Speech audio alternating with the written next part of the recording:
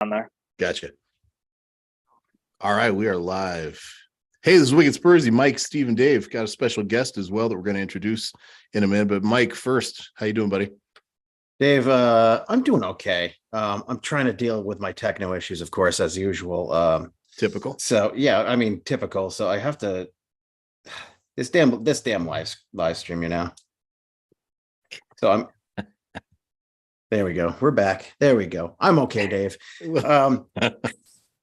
We're getting back into the silly season, or we're at the back end of the silly season. So like today I had to get to work and let my boss know what the priorities are. Which you talking personal priorities or work priorities? Yeah, personal priorities. Right. Which meant that I had to follow Fab Romano all day long. That was my first priority, the very top of the list. And they said, sure, we'll stop every fucking surgery for you. After they've said, who's that? Yeah. They were like, it doesn't sound like a real person. I said, it is a real person. At least he is on the internet. So it's Ray Romano's brother. Yeah, that's who it is. yeah, exactly. But no, other than that, I'm pretty good. Like I said, it's just been like super busy at work. Nothing stolen out of my car this week. I did Hey, that's a win. Yeah, no shit, right? That's great. I did find out like exactly what was stolen, which is kind of crazy. Which was a nice winter jacket of mine, like my heavy coat. I mean, it hasn't been cold enough here, right, to wear like the heavy coat yet. So yeah, just give it like 2 or 3 days. Oh fuck yeah. I mean, like it's gonna be like below zero. So basically it's been okay. It's been okay, man. Just busy at work. So heavy coat and red Solo cups. That's what was also stolen, right? Those red Solo cups, yeah. You should make sure you get those back. That's more well, important. they're good. They would have been really important for the Vermont Green games this year, but True. I bet I can probably find some more, so we don't have to worry about that. All right, Steve-O, how you doing, buddy? Well, now I'm worried about Mike. I mean, dude lost his big heavy winter coat, and I got a text alert saying it was going to drop to like -45. So we might be looking for a Mike-sicle at some point this week. The fireplace will be working just fine in my house. Overtime. No, I'm good. I'm glad the transfer window's shut, and so I can go back to ignoring random rumors and right.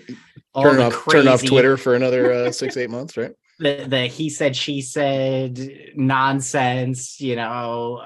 I'm ready to focus on the rest of the season and see where we go from here. But I don't think our fans are here to listen to what I've got to say today, at least. You're right. They want to hear from me. You're right, Steve. Thank you. But no, we got a guest. And hey, listen, so being candid, Mike and Steve are gonna give me a hard time for this because our guest marries together two of my favorite things, at least in the sporting world. So big Spurs fan, number one, and number two plays for the baseball organization of my youth and adulthood and everything else. So hey, I want to welcome Jake Berger, who is a member of the Chicago White Sox organization and also a Tottenham Hotspur fan. Jake, thanks so much for joining us. Yeah, thanks for having me. This is awesome. Yeah, really, really glad to have you here. So just you're in your off season, right? So this is when you get to presumably relax, which probably doesn't actually happen, but we won't bug you too much. It's probably the opposite. Yeah, right. Hey, but would love to know your Spurs story. How does a guy from the US, from Middle America, come across a football club from London? What's that look like for you?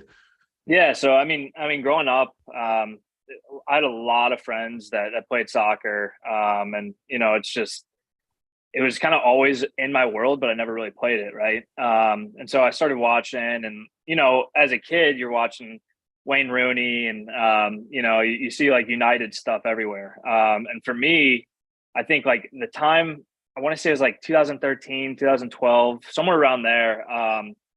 I started watching Gareth Bale all the time. And he was my favorite player by far. And, it was kind of like a contrarian type thing because all my buddies were Rooney or Messi or Ronaldo. And like, for me, it's like, no, Gareth Bale is my guy. And that's kind of when I first started watching Tottenham.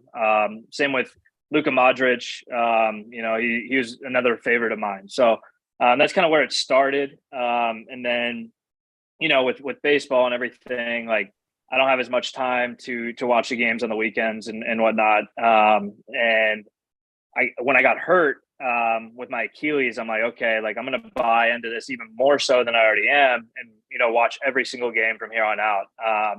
And you know, it's been a wild ride. I'd say that was 2018 and onward. For the last 4 years, for sure, I've watched basically every game I can. I mean, even in the clubhouse, if I have to, I'll have the Spurs on. But I guess like that 2019 Champions League.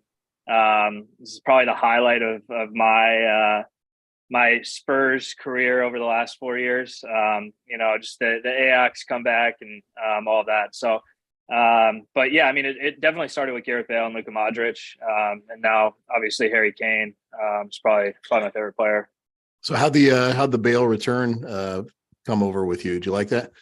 I liked it for personal reasons. You know, across the board, I don't know. It's just like, you know, it just felt like we were probably doing something just to give the fans a little taste of when he was there and in his glory days. But you know, I still liked it for personal reasons. Yeah, unfortunately, none of the fans actually got to see him play. That's the whole downside. Exactly. Well, hey man, thanks for sharing that, and thanks for jumping in with us. Let's talk about what's going on, guys. Steve, you pick. We going to talk transfer stuff, or are we going to talk actual games? What do you think? Let's talk transfer stuff. That literally just closed. Yep. And we got some exciting things. Pedro Porro announced finally, which is just such a wild thing. Like people were getting excited about this signing, and I just couldn't, because I saw what we did to Danjuma. It was like, no, absolutely not. I refuse to buy into this until, you know, I see the picture of him from the official club account wearing the shirt, with the pen in the hand, right on the table. Exactly. It's like, no, I'm not going through that. You know, we screwed Everton. We've got something coming to us, and not fortunately it all worked out, but you know, it got a little dicey there towards the end. But no, that's an exciting pickup. I think he's a really solid player. He had a great World Cup. I'm really looking forward to seeing what he can contribute to the team, especially since he's a natural wing back. So that's just perfect for Conte's system. Now it's just a matter of addressing some of the other areas of concern, like center back and goalkeeper. But got to imagine that's top of the list for summer, right?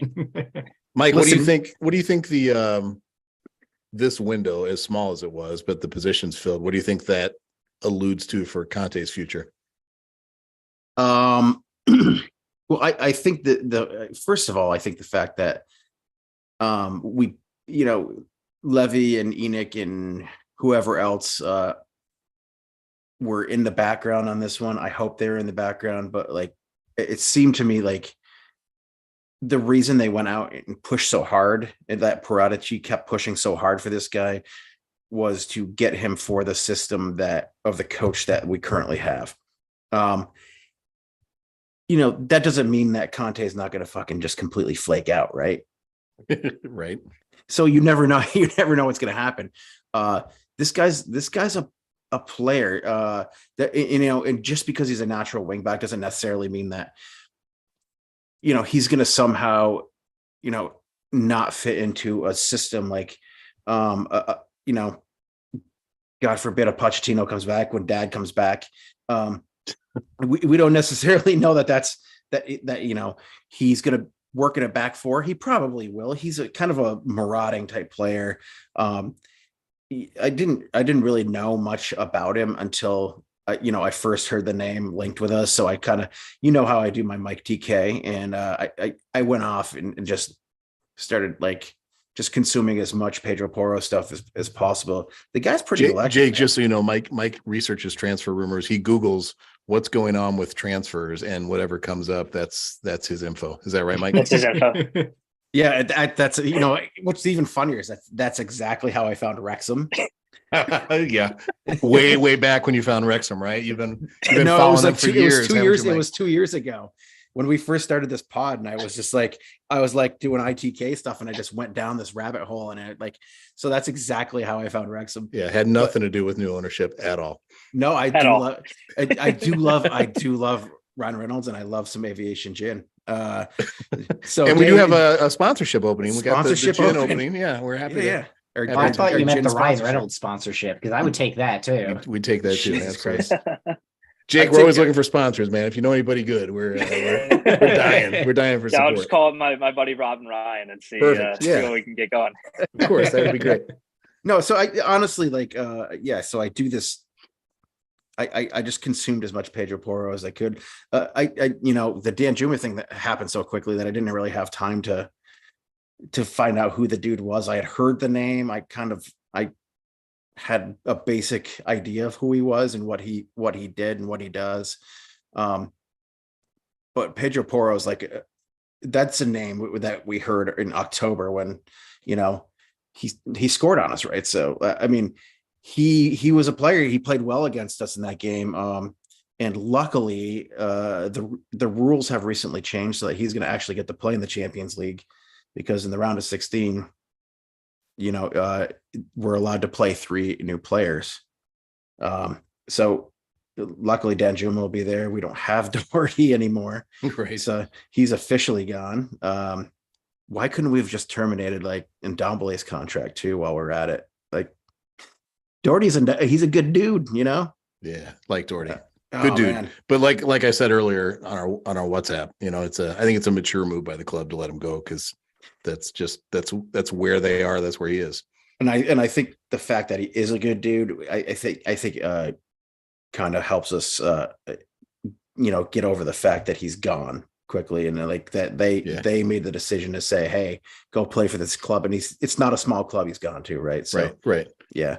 But I'm expecting great things from Pedro Porro. The guy crosses the ball 300 times a fucking game, and it's we're gonna have bombs coming into the middle from both sides now with Perisic, the way that he can cross the ball, and now we got a younger guy, he can do the same thing. He bombs up the side of the field, and it's going to be neat to watch that partnership he forms with Decky. Absolutely. Jake, question for you, sir. As somebody who's kind of lived seeing these things happen on a professional level, obviously there's a human dynamic to guys coming and going. So when it's transfer season, like it's been, is that something you follow, or do you just say yeah, I'll wait till that's done because I know how this works with athletes? What's that feel like to you? Yeah, no, I mean, it's definitely different over there as compared to trades here and the trade Sure. deadline. I think over there, the rumors are way wilder than over here. With trades, a lot of front offices keep it close to the vest.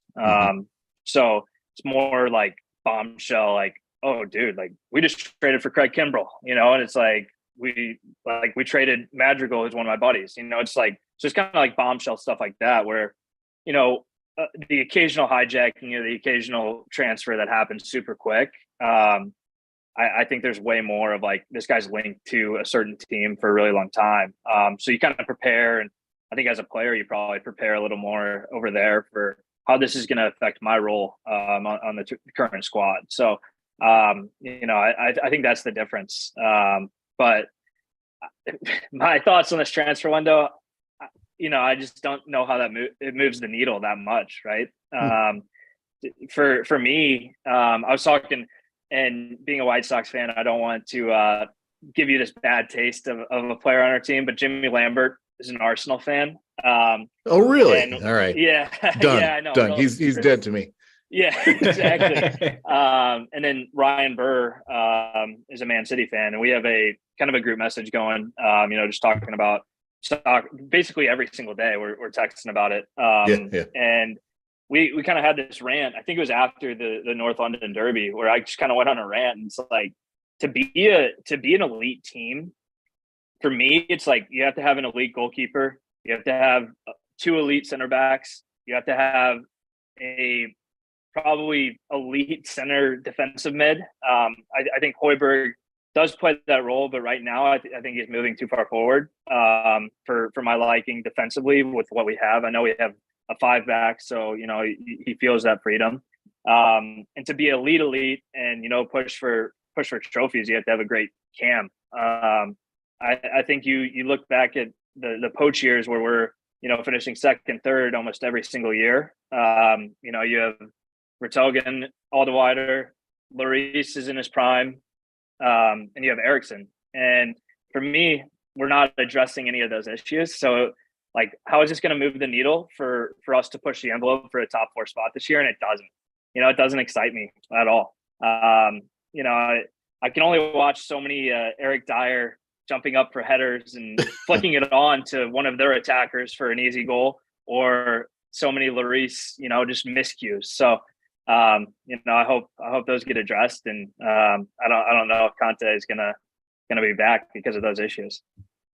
All right, guys, that's been Wicked Spursy for the night. Pretty much hit everything. But I get, the point there is it's the spine up the center of the pitch, right? Like everything you talked about is central, and absent that, everything else is literally on the periphery, both physically and kind of figuratively. So, Steve, respond to that. What are your thoughts on what Jake said? I completely agree, and I think that's it's something we're going to continue to struggle with for the rest of the season. We got Conte a wing back on the right side, but I think it was last week I was talking about how the right side really hasn't been the issue over the last few games. It's been the left side that's been really struggling, and the center. We've been getting completely overrun in the center of the field, and I think he's right. We've done absolutely nothing to address that, unless Conte manages to figure out whatever miraculous method to get these guys to do exactly what's in his mind.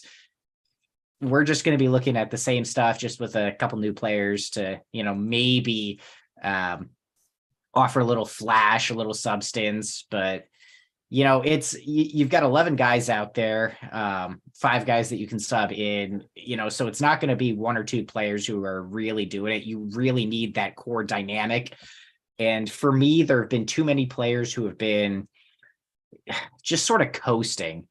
And, maybe it's not for lack of effort, or, I'm sure they're fantastic guys, fantastic players, but, when there's no competition, when you don't have somebody breathing down your neck for that starting spot, I don't know.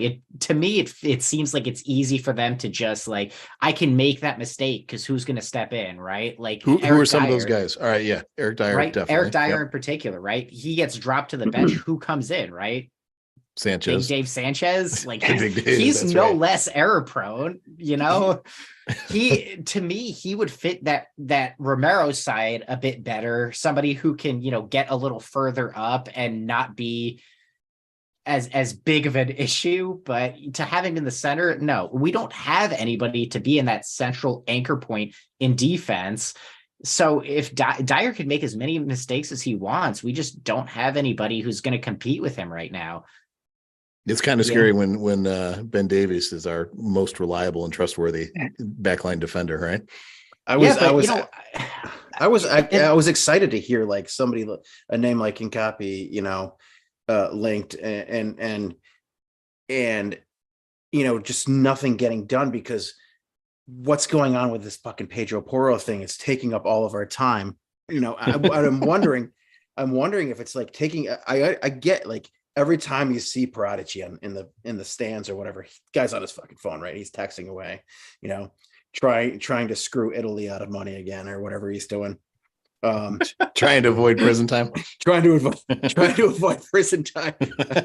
I don't think he'd do great in prison. He might make some good deals. He might get a couple of cartons of cigarettes out of and maybe a new roommate. But Mike, you know a little too much about prison, it seems. No, I just watch Prison TV. Prison Mike. Right? It's all coming together now. Prison Mike. Big fan of Oz, But just I guess my problem is like, I just want to believe, right? And I think that Basuma was making some strides before the World Cup hit. I get that it's not the same system and he may not be the same player that he was. But Sumo was making some strides. Bentancur was making some strides before his injury. Decky is gonna do the same stuff that he does. He's been a little rusty. Decky is what he's gonna do. Yeah, he's been a little rusty, but like that dude can, like, as we've said before, could do no wrong. If we were to rename this show, it'd probably be called, Wicked Decky. Mike's Decky Love Fest. Yeah, but we all know I love a good midfielder. Silky Puddin. Jake, we call Bentancur Silky Puddin. We. Yeah. Yeah. All right, it's me. But anyway, yeah, I think that there are bones there that we can build off of, but like that back three, like the way that Romero pushes up, I get that Romero can play that way. Longley, in his younger years when he was a huge prospect for Barcelona, he could play that way. He can't play that way now. I mean, the dude can still cross the ball. He can still pass the ball well. He gets balls in every once in a while. He has like a flash of brilliance that I love, but it's not consistent enough. And then you have like Jake said, like Steve said, like the center piece of that, you just don't have that there. And that,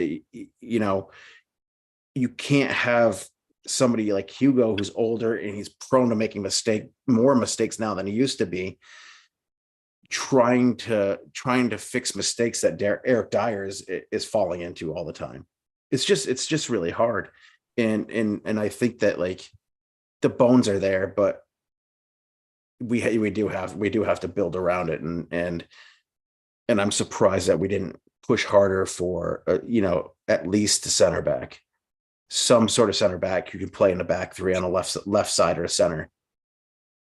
Jake, did you get to watch the cup game over the weekend?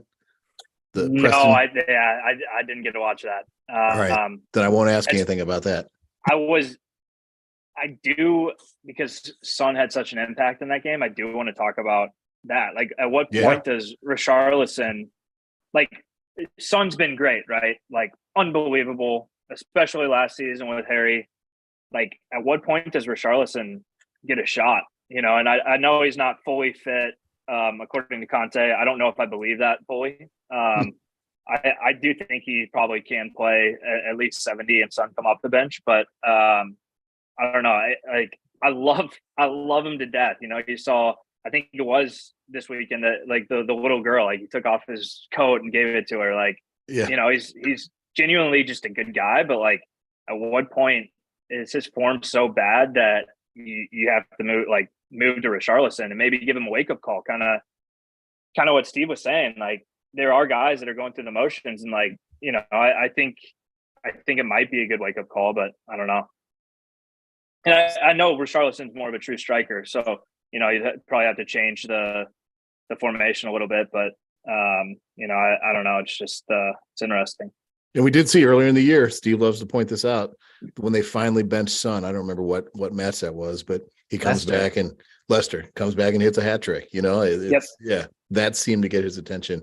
And maybe like with that Preston match, Kane being out, maybe Son, knowing he had to perform, got his attention. But man, it shouldn't have to be like that.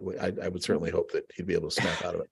You see, the thing for me about, and it's not so much Son, to be honest, it's the Spurs fan base that just gets under my skin a little bit, is we've got these players that we hold to like this cult hero status where they can do no wrong. And to me, that's just not healthy. Like, you need to be able to look at your players critically and be able to say, this person just isn't doing what we need to do right now. And for me, Son is one of those players. Like, yeah, he got 2 goals, but against a mid-table championship team, it's not as impressive to me. If he can show up on Sunday against Man City, fantastic. I'm glad he's got his confidence back. I'm glad he can contribute, but I mean, I think that's spot on. What Jake was saying, he needs that competition. Dave, you mentioned too that like fire, that spark to say, I really need to just buckle down and do my job. Mhm. I would love to see Richarlison get a shot out there. Even if it does take that change in formation, even if it does mean tactically changing things up. Am I losing my mind, or did Richarlison kind of sat the bench early in the season, came on in a Champions League game, and didn't he get a brace like in the first time he came on the pitch? Yeah. He brings it. He brings something every time he comes. That's the thing about him. But here's the other thing that I've been sort of intrigued by is Danjuma. With him, I can almost see you've got, Richarlison can take over for Kane, and even get Danjuma in there for Son. Let that be some sort of rotation. That could be interesting to me. But speaking of another guy, he came on, he got his debut goal, albeit it was a little bit scuffed, but they all count in the end, right? What do they call it? They call that like a jammy type goal. Like, yeah, he kind of fluffed it a little bit. But I mean, it looked great until they showed the slow-mo, and then you're like, oh yeah. But you see, the thing about Dan, dude was hyped though. Dude was hyped about it though. Yeah. But what I love to see that I haven't really seen from Son in particular for most of this season is, there were a couple times Danjuma was making runs. He was trying something, and when it didn't come off, he was like, fired up. He was ready to get pissed back up there. He was doing what Decky does, right? Head down. I'm going to rush back there. I'm going to get myself back in position. I'm going to make something happen. And I just haven't seen much of that from Son this season. Even Kane, he doesn't necessarily have that same fire, but he still finds himself in the positions that he needs to be in to help the team. Unfortunately, a lot of the time it's defending a little bit too much, when he's playing center back almost. That's not a good thing, but it's that contribution to the greater good of the team that I love to see. I love it when these players just don't quit in the middle of the match. So I'm curious to see, what comes from him, from the team as a whole, now that the window's closed and they can focus on big match coming up on Sunday, and really a huge month. Champions League. Does Sonny have does he thrive more when Harry Kane's not on the pitch? I mean, we saw it at the beginning of last season, right? I mean, you saw it in 2019 too. When Kane was out injured, Son stepped up. I mean, that was Sonny and Lucas's year. Lucas had 9 goals that year. Like he had 12 goals in all competitions, right?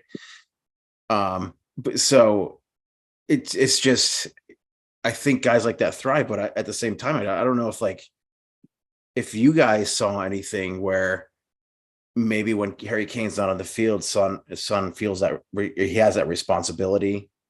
Well, you have to remember they've got the record for, contributing goals and assists together. It's not that they're getting in each other's way. I just think that, there's something going on. Maybe it's a mental thing, where he's just not as confident as he was. Maybe he's tired. He's been certainly playing a lot between club and country. Lots of travel involved there. Maybe the dude's just exhausted. He's beating himself up too much. I don't know, man. Jake would tell us the baseball players play every day, not every 3 days or 7 days, right?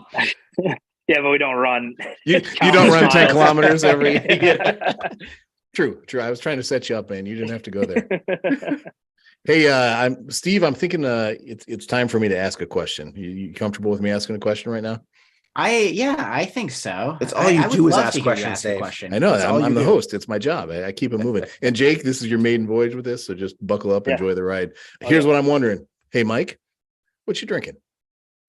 Oh, hey, Dave. I love when you ask that question. I know you do. Today, I have a beer that I went to the Bevy today in Winooski to the Beverage Warehouse because the old Georgia Market wasn't doing it anymore. The beer cave in the Georgia Market wasn't doing it anymore. I think I've had every single one of the beers in there. This one's called Jelly King. Jelly King. Jelly King. Jelly King. By what's that? Bellwoods Brewery? Bellwoods Brewery. I just found it. I was intrigued by it. It's brewed in Toronto. Ooh, we're going international, huh? Yeah, why not? I mean, why the hell not? I tried to find something that was brewed in St. Louis for Jake, but like we know what that is. Yeah, exactly. It's a one-horse town, right? Yeah. We did that we did that earlier in the season. It was in the summer, wasn't it? We did, Jake. We reviewed the big domestics. It was pretty unexciting and Yeah, and very plain. plain. So this one is a dry hopped sour. My assumption is that most when sours are dry hopped, or most dry hopped beers are dry hopped with like Citra. So we'll find out what's going on with this thing. I'm going to pour it into my tulip glass. It smells really good, at least. So, we've been doing a lot of like IPAs and stuff recently, and well, always, because we're in IPA country in Vermont. This beer looks fantastic. All anybody here knows how to do. Drives me crazy. Yeah, it's an old three-finger soapy head, right? Soapy head. There you go. It actually poured really nicely. It's pretty fizzy. It smells a lot like a saison, but it's got kind of like a farmhousey kind of yeasty smell to it, which is not terrible. It's not a terrible thing with a sour beer like this. So I'm just gonna go for it and drink it and see what we get here. Oh boy. He just went right for it. You did. I thought he was gonna chug it. Well, sometimes I do. It depends on how good it is. Or how bad it is. Or how bad. Just finish it fast. The hard and fast rule is that I have to get through the beer by the end of the show, and I didn't last week. It was so bad. I bought a 4-pack of that beer, and I don't understand why I did that. The other 3 are just sitting in. Right. They'll be I had the opportunity to buy a 6-pack of this today, and I didn't do it. I kind of wishing I did. Ooh, good sign. Yeah, this is actually really good. And I'm not a giant fan of sour ales, but this thing is really good. You get kind of that Citra, the bite from the Citra hops at the end of it that I really, really like. Citra are my favorite kind of hops. They lend themselves to any kind of a pale ale IPA, that kind of a thing, double IPAs, and any dry hopping process. But it's still just it leaves that sour ale. The sour ales are usually super yeasty, super sour. Yeah, they're super sour. And it's because of the lactobacillus that's bless you. Or yes, or the Brettanomyces. All right, smart guy. You're outpacing us now. I'm going to tell you that this beer is really good, and like I said, I typically don't like sours. They're usually brewed with like stupid cherries and like all kinds of different fruits and stuff. I don't like fruits in my beer, but Mike, quick question. I'm on their website, nice little website. I do notice they lead with the fact that they have a non-alcoholic version of Jelly King. Do you have the full test version, or are you on the? Oh no, yeah, this is 5.6. All right, just want to check, make sure you weren't acting drunk later on a NA beer. Yeah, like in high school. Yeah, that's awesome. We'd change your name to Mikey O'Doul's if you did that. You can do that anyway. O'Doul's. Mikey O'Doul's. Fuck is wrong with you? Well, let me tell you. We don't have enough time. Yeah, we don't have enough time. Save that for another episode. All right, I'm going 3.6 on this. Hey, Yes, that's a big score. Suck it, Dave. Yeah, Steve was closer. I said 3-1. He said 3-5. And I'm going to go with Soggy Bottom Boys today. Man of constant sorrow for our man Pedro Porro. How are you making that the song connected to this beer? Just because Pedro Porro signed today? This is a song that's been put forward on Toys Reddit for our boy Pedro Porro. I'm a fan of Pedro Porro. But how does it relate to the How's that relate to Beer. Jelly King sour It beer? has nothing to do with the beer. It has to do with the fact that I'm excited about Pedro Porro. All right, so you're changing admitting you rules. make this crap up, and there's no logic at all to your song. Do you want me to do it? A song that goes okay. with the beer? Yeah. Yeah. Yes, Okay. absolutely. All right. So then we can make fun of you for that. Yeah, Dave's gonna make fun of me anyway, so it doesn't matter. It Absolutely. doesn't really matter. All right, let's go with Rocket Queen, Guns N' Roses. All right. I like that. All right. Good call. Yeah, That's respectable. there. Was All right, that well so done. hard? Well done, Sorry. Mikey. So that's been Bellwoods I- Brewery, Jelly King out of Toronto, 3.5, and a little GNR for the song. I like it. That's a good lineup for you. I think I said 3.6, but that's okay. Yeah, Oh, you 3.6. did. I'm sorry, 3.6. Yeah. Thank you. Yeah. Sorry. Don't mess with the baseball player on stats. He's gonna hold you to it. Stats mean money, right, Jake? Oh yeah, I thought I was a baseball player once too. it's a pretty good WAR. 3.6 WAR. I mean, come on. There you go.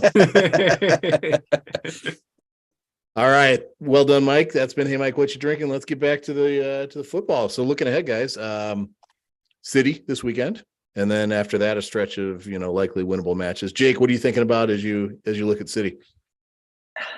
I don't know. I mean, looked really good for the first half. Last what was it? Last week? 2 weeks ago? Yeah. Yeah. Looked good. It's just it boils down to the center backs, and with that attack, I just don't know how you hold up for 90 minutes. Maybe Conte find some sort of formula to keep everybody in check, but I think they just have too many weapons. But we'll see. I mean, I'm hopeful for it, but I just there's not enough movement on the needle for me to compete with them, and pains me to say to compete with Arsenal either. It's just I think until next season and the summer transfer window, I don't see us winning these big games. Maybe we come away with a draw and get a point out of it, which I think is best case scenario. Reasonable assessment. Steve, build on that for us. I would love a draw, to be honest. That to me, that would be a fantastic result. I'm still feeling really pessimistic about it for all the reasons that Jake mentions. Just there's not enough that we've done, that we've worked on since we played them last 2 weeks ago. That really has me feeling like we're turning things around. We're going to do things different. I know there was that talk after the Fulham victory that Conte maybe had that spark back and was ready to, buy into the whole thing. But I mean, there just isn't enough time, right? We've had a close 1-0 game against Fulham. We beat a mid-table championship club in the FA Cup. Is that enough time to say we're going to get a different result? And I just, from what we've seen all season, I don't think it is. I think we seriously need a lot more time and investment before we can compete with teams like Man City. And, fans will point out that we've sort of been their bogey team for the last few years. We've been getting results when, we really shouldn't. I would love to see that. I don't think it's going to happen.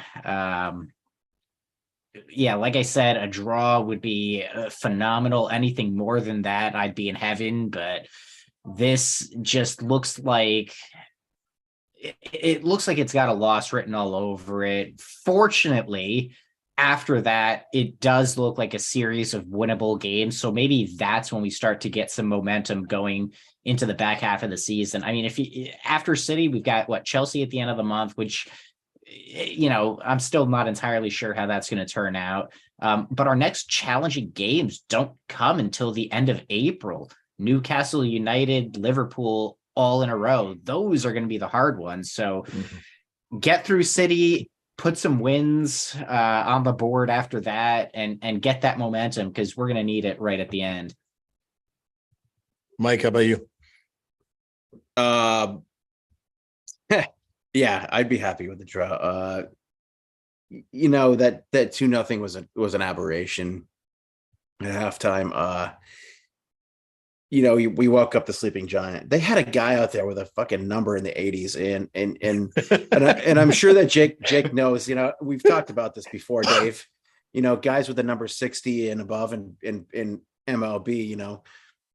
Those guys that I mean, Unless it's Jose Abreu, and that's a different story. Yeah, But yeah, exactly. yeah. I mean, yeah, we get that, right? Or, I mean, Ricky Vaughn, right? Ricky Vaughn. Yeah. But they had, yeah, they didn't even play De Bruyne. Like, we woke up the giant, and the giant is Holland, and he's not just a giant, he's a giant cyborg. He's a cyborg. He's a from robot for sure. from another planet. And my son actually, there's a dude who's like a bodybuilder on like Facebook Reels or whatever. My son watches YouTube, who does these little Holland things. He looks like Holland, and he wears the jersey, and he like runs around like a lunatic.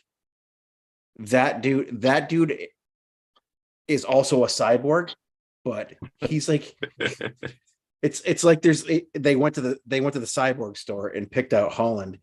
The guy's amazing. I've never seen anything like him in really any kind of sport outside of like maybe Megatron was probably the closest approximation you can make in professional sports to just a pure robot, superhuman, does superhuman things. And Holland has that ability to take over a game, and I don't know how you stop him. Like Jake said, I don't know how you stop him with our back three. It just doesn't happen. And it might be a bad day for us. It really might be a bad day for us. But again, that doesn't mean that the whole season is ruined. Like you guys were saying, we have a really favorable run of games coming up, so we have a chance to do something, keep ourselves at least maybe in a Europa League spot. I really do think like the only way we have a successful result is like we score 4, and the offensive side of things is we're in form. Like I think that's the only, like a 4-4 draw, which would be absolutely insane, but I really do. I think that's the only way you get a result. I mean, it almost happened last year, right? I mean, we almost had like a 3-3 draw. Like Harry Kane kind of saved us at the end of the game. With Decky had like the starting debut of like that any player could ever have with a new club, and like Decky was all over the place. He affected the game like nobody thought he was going to, because he had that 20-minute kind of shitty performance in his first appearance with Spurs, and then he just kind of like went out there. That guy's pretty phenomenal. I can't say enough about him either. He has the ability to take over a game if it plays through his side, but I think that we have to be able to succeed in the midfield and succeed in the back. I think we're going to have 9-10 guys behind the ball at all times this game. We're going to have to find counter opportunities, and it might not happen. It's going to be rough. It's going to be rough. This is a side question, and you guys might have researched it a little more than me, but are Decky and Bentancur like liable for this like Juventus stuff? Like I saw like they can hand out suspensions for 30 days at least. Like for the players involved too. Yeah. Really? Yeah. So that seems to be really. That what seems about, to would be that affect a McKennie real too? thing. Just came over to Leeds. Is that a? It might. I don't know Right. if he was on the list, but I know for sure Decky and Bentancur were on the list. Yeah, he was also listed. It has to be taken up by the English FA though. Okay.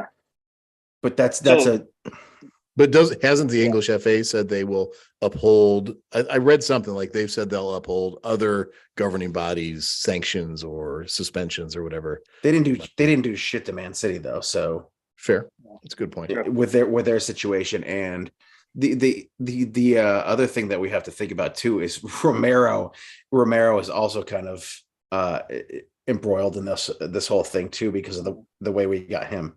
Yeah, I didn't Yeah. realize that. Is he like, was he a Juventus guy, but on loan at Atlanta? Is that what the deal was? That's what he was on loan at Atalanta, and so that Gotcha. Juventus like still kind of owned him. The whole structure, like the whole European sports structure is weird to me. And it's just the fact that like in American sports, we trade from city to city to city to city, right? And we're not trading from country to country to country. Mm. And the way that like Italy works is different from the way France works, is different from the way, and then FIFA has these rules that they choose to uphold whenever the hell they want to choose to uphold them. So Yeah. And then you get an American baseball team owner who buys Chelsea and spends $800 billion in a transfer window, and it just throws every rule out the window, right? it's so weird, man. He's gonna get blown up by this, and I hope he's not your owner someday, Jake. But Yeah, I just kept getting updates like Chelsea signs him, Chelsea signs him. Like, dude, what is going on over there? $120 million for a dude that got bought by Benfica for 10 million. Yeah, a year He's earlier. playing with Vertonghen, and now he's he's 120 million, right? It's amazing. And humped a trophy at the World Cup. It's like, Right. Hey, whatever it takes. Whatever it takes, exactly. Hey, Jake, I wanted to ask you, and this is flashing back a couple weeks. We've won a few matches recently, but there was a stretch where the sky was falling. Enoch out, Conte out, players suck, all that kind of stuff. Like, so someone like you who lives in a world where sport is your job, right? Like, how do you look at those situations where people say the players aren't performing and the coach or the manager's tactics are crap and the owners aren't supporting things, like where people are looking to assign blame and they assign it everywhere. Mhm. Are you able to look at that from a different lens and make sense of that? Or is it as screwy to you as it is to us when you're watching that happen? Yeah, I mean, for sure. Like, it's so different over there, but like from my personal perspective, right? Like, I think fans don't understand like the full aspect of what's going on in the locker room or the clubhouse or whatever you want to call it. Mm-hmm. I think I heard a rumor like when that bad, like right before Poach got fired, like there was some like rifts between like Erickson and like some like Toby, like and wives were involved and stuff. So like I think I read that rumor and like so like you never really know what's going on in the clubhouse.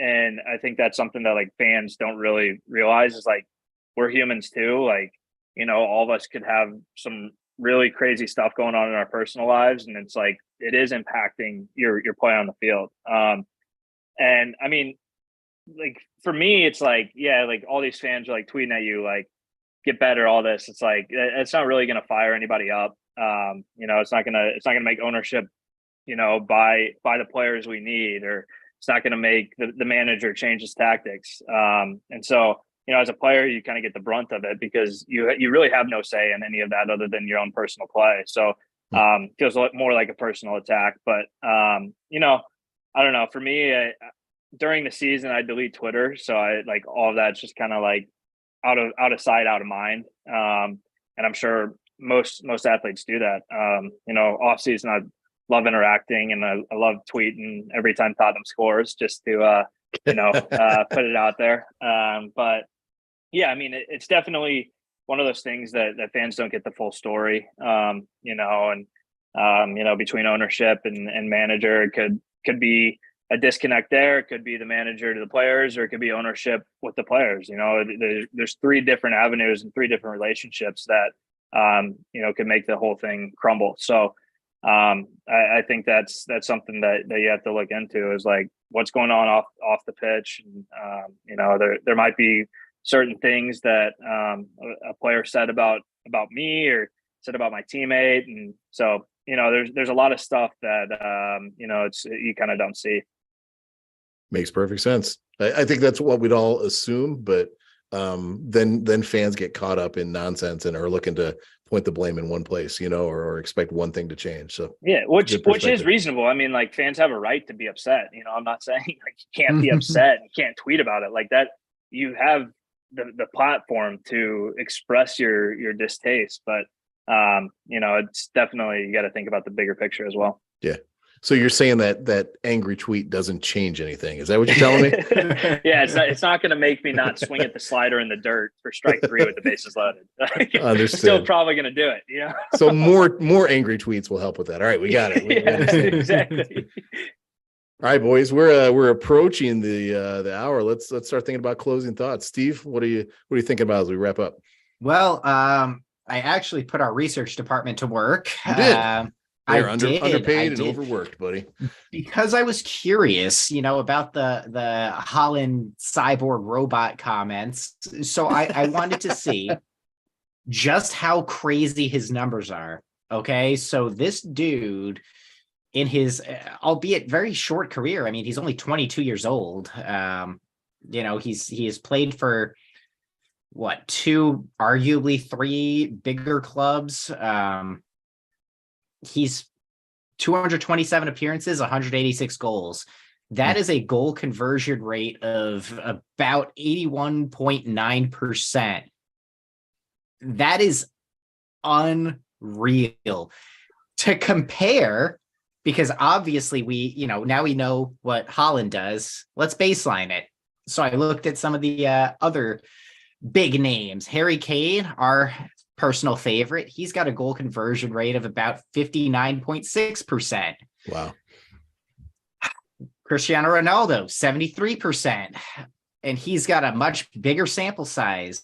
Lionel Messi, top of the list. Probably one of the greatest players, 81.6.